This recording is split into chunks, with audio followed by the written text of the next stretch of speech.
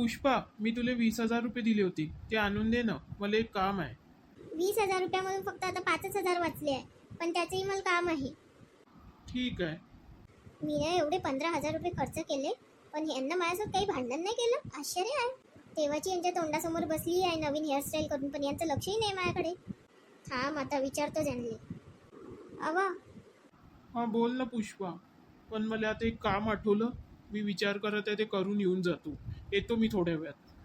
कुठं जाण्याचे पहिले मला सांगा. मी एवढे 15,000 रुपये खर्च केले, तुम्ही तर माझ्यासोबत काहीच नाही भांडले. आता नेहमीचीच कटकट आहे, काय भांडायचं आहे? का म्हटलं तुम्ही ना, नेहमीची कटकट आहे. सॉरी. इतक्या लवकर सॉरी म्हणायची काही गरज होती का?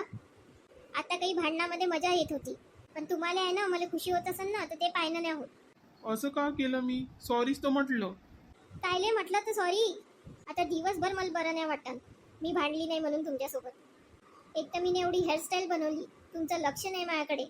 तेच कारण करून मी पैसे खर्च केले, हे कारण करून मी कचा कचा तुमच्यासोबत भांडणार होती.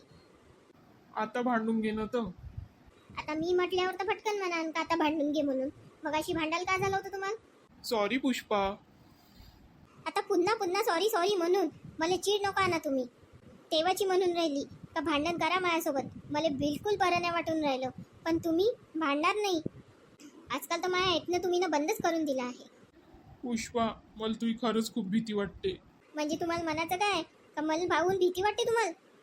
तू चिडल्यावर खूप भयंकर दिसते पुष्पा, मला म्हणून तुझ्यासोबत बोलण्याची हिंमत नाही होत. भांडण तर दूरचीच गोष्ट आहे. मग एक तर मला माफी नको मागा ना, दुसरी गोष्ट मला घाबरू नका.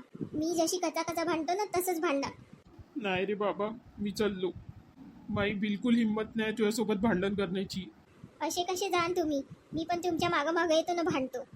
गेले पळून, पण माझ्या वजनामुळे मला पण त्यांच्या मागं काही धावता नाही येणार. जाऊ दे तरी, थोडेसे भांडले पण मजा आली. आता मला थोडं बरं वाटायला लागलं आहे. बाकीचं भांडण रात्री करून घेईन जेव्हा ते येईन तेव्हा. चला मग आता एकदम मस्त वाटून राहिलं. आता माझ्यासाठी मी मॅगी करून खातो.